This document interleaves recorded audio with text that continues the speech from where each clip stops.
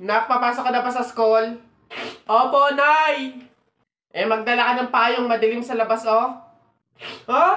Kala ko ba madilim sa labas? Bakit payong? Dapat flashlight. Bonak eh. Bonak? Anak, Bonak?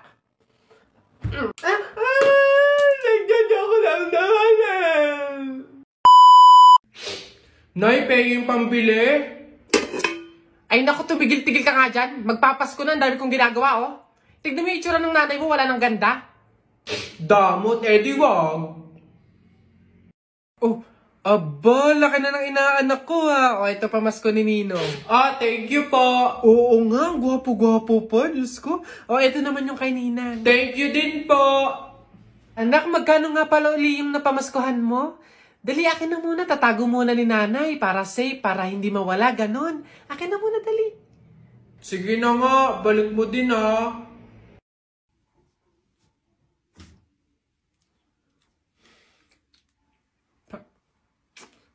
Ay, nasa na nga pala yung mga pera ko. Bibili pa ako ng mga lawaan, eh.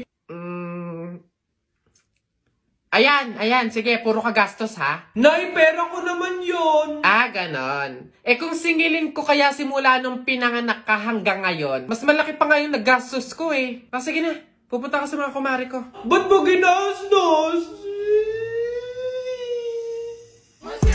Currently working on a Grammy, meanwhile, pussy popping with your man in Miami.